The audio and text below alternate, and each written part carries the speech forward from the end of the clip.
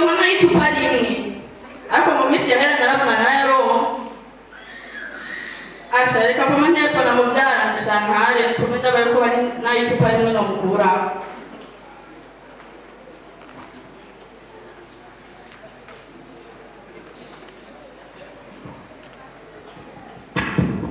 Alo? Halo. Uri shantare? Ego ndi shantare, namwe muri bande? Di direttore generale, posso somma un fiarato. Un fiarato che supara. Ego. Aspettare la cosa con la culosa. Dai, non ho potuto vedere per la Non è una fissa cazzo. Oh yeah. Inizi bijyanye n'ibiki? It's normale. Witse normale. Urumva rero byo aho bukera. Uzoza uzanye dosiye yawe. Sawa na hejuru. Akazi wari ukeneye. Sawa na hejuru.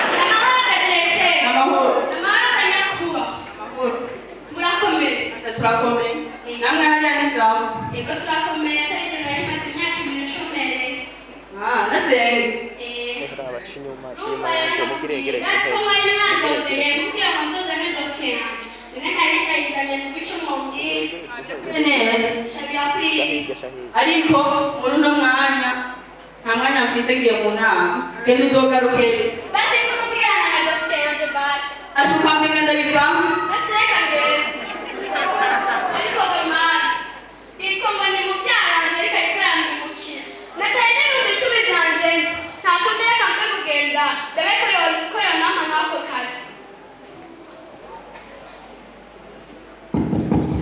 uyanje Namahoro gabasha. Namahoro. Uretse ko mwari mwambwiye ngo nzongaruke nanaye ngarutse mu bice mubwira. Ariko kugira ngo akazi ngaha n'imiburiburi utanga umuriyoni w'ifana ariko kuri mu byaranje nanumvire uko wotata tuwasambire y'ifana tuwasambire yose ubona papa arakiye na mama arakiye nanjye narebaze imyaka ibiri ishomere ariko ubona ko yakura he yandi yarondere ntudukatabya gusaba igihagu basi nakundi reka ngende ndabaye yuko papa nzomubwira kuri shige nkiri muhira byakurungikire kuri eko kashi sawa ejo ntagutange kumusigara ino dosiye ngaha ego yisige ngaha sawa murakoze ajaga kwibike ngo nyinyi kubadoronka andungikira munyasakare yanje hanyuma ukazadoronka munyu simbona nagose twabuze aho tubashira nibyo twayabonye kandi mwakoze ariko hanyuma tuzobarondera ego murakoze yego ika kandi kajejwe kumena amatwi ariko gamana katitaba reka nsubire ndara jena baba akandogeye batitaba kari nyumvira ikirasona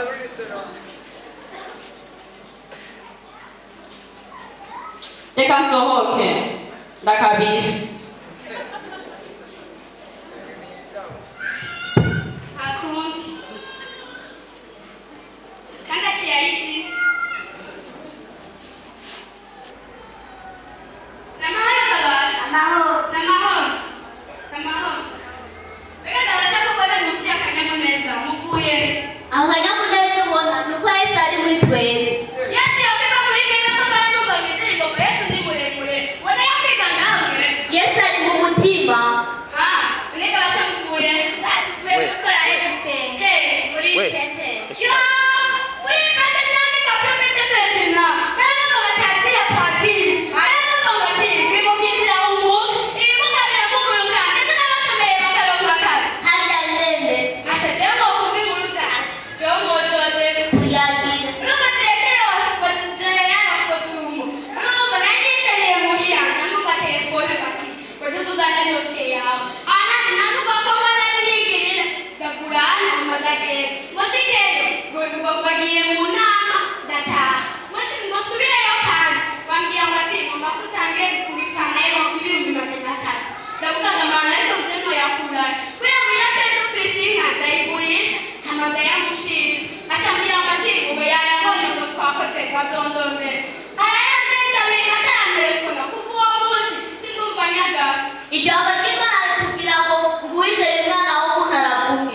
Nokubwira yuko kujyana Yesu wenyine asezerana agashitsa.